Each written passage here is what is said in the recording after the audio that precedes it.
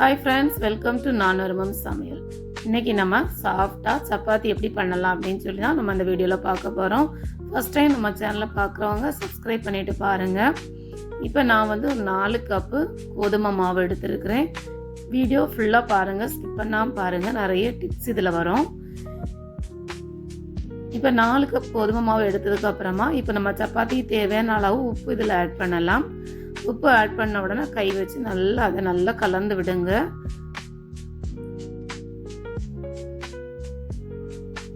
இப்போ அடுத்ததான் நம்ம வந்து நல்லா கை பொறுக்கிற அளவுக்கு சூடான தண்ணி, ரொம்ப சூடான தண்ணி வேண்டாம், கை பொறுக்கிற அளவுக்கு லைட் சூடான தண்ணியை நம்ம இதில் ஆட் பண்ணி கொஞ்சம் கொஞ்சமாக அந்த மாவை நல்லா பிசைஞ்சு விடலாம்.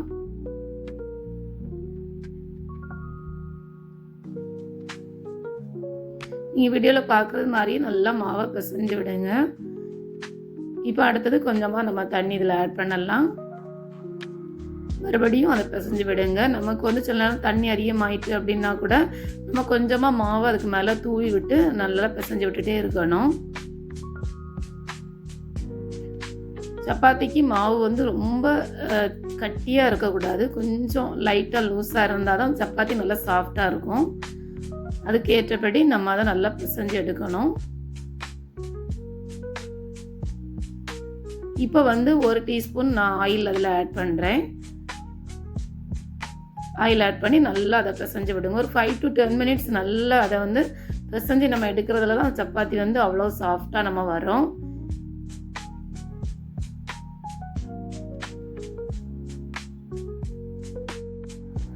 பாருங்கள், இப்போ நம்ம வந்து பாத்திரத்தில் கூட ஒரு மாவு கூட ஒட்டாத அளவுக்கு நல்லா அதை பிசைஞ்சு எடுத்துட்டோம்.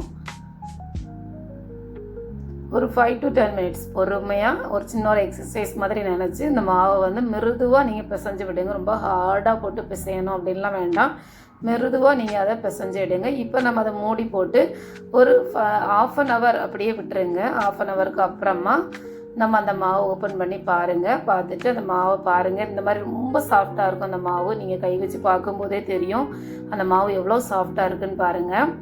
நான் வேணால் அந்த மாவு உங்களுக்கு நான் எடுத்து காட்டுறேன் பாருங்கள். இங்கே பாருங்கள் எவ்வளோ சாஃப்டாக இருக்குன்னு.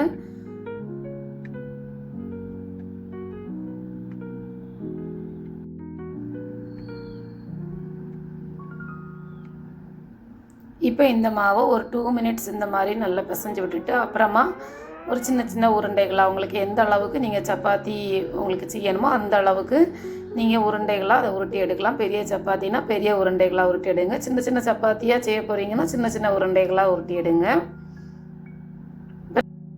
பாருங்கள், நம்ம இதை ஃபுல்லாக உருட்டி எடுத்த பிறகு அதை மூடி வச்சுருங்க. அப்போ தான் அந்த மாவு வந்து நமக்கு காஞ்சி போகாமல் இருக்கும், ட்ரை ஆகாமல் இருக்கும். அப்புறமா நம்ம உருட்டும் போது ஒவ்வொரு மாவாக எடுத்து இந்த மாதிரி மாவில் அதை லைட்டாக நம்ம புரட்டி எடுத்துட்டு அப்புறமா சப்பாத்தி கட்டையில் வச்சு நமக்கு எந்த அளவுக்கு வேணுமோ அந்த அளவுக்கு நம்ம அதை உருட்டி எடுக்கலாம்.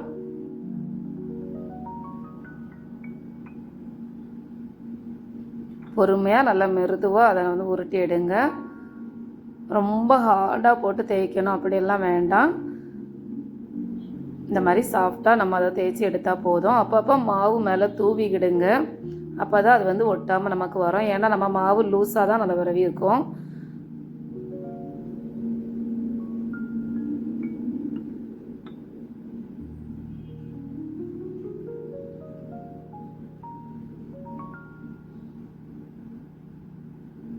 பாருங்கள், இப்போ நல்லா அதை நல்லா நம்ம வந்து சப்பாத்தி நல்லா உருட்டி எடுத்துட்டோம் பாருங்கள். இப்போ அடுத்ததான் இதே மாதிரி நம்ம உருட்டி எடுக்கலாம்.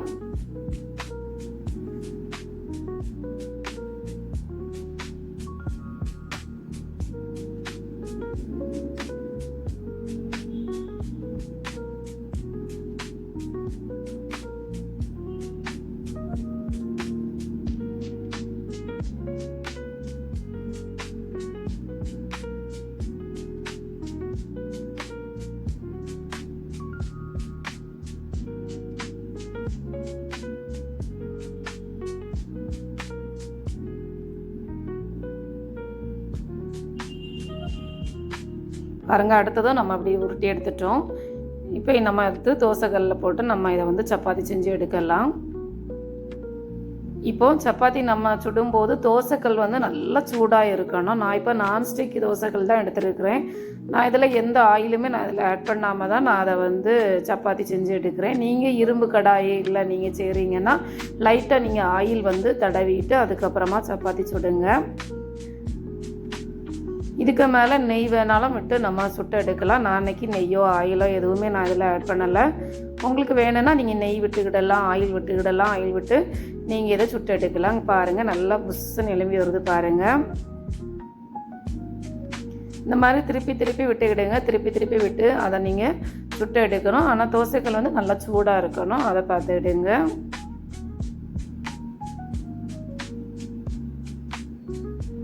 பக்கத்துலேயே நின்று சப்பாத்தியை வந்து இந்த மாதிரி நீங்கள் அழுத்தி அழுத்தி விட்டு நீங்கள் சுடும்போது சப்பாத்தி சூப்பராக நமக்கு வந்துடும். பாருங்கள் இப்போ நம்ம ஒரு சப்பாத்தி சுட்டுட்டோம். அடுத்த சப்பாத்தியை நான் சுட்டு காட்டுறேன் பாருங்கள். ஃபாஸ்ட்டாக சுட்டு எடுத்துடலாம். நம்ம மாவு உருட்டி வச்சுட்டோன்னா அடுத்த ஃபாஸ்ட்டாக போட்டு நம்ம சுட்டு எடுத்துடலாம். இந்த மாதிரி நீங்கள் ஒன் டைம் ட்ரை பண்ணி பாருங்கள். பண்ணிவிட்டு நீங்கள் கமெண்ட் பண்ணுங்கள்.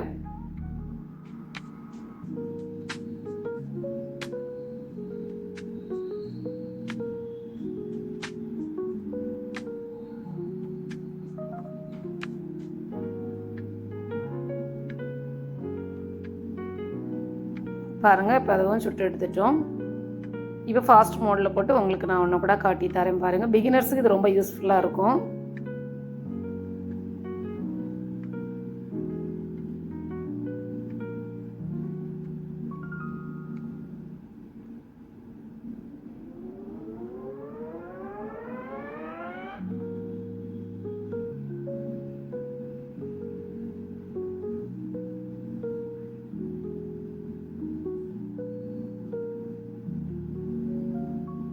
பாருங்கள் சூப்பராக நம்ம சப்பாத்தி எல்லாம் நம்ம இப்போ ரெடி பண்ணி எடுத்துட்டோம்.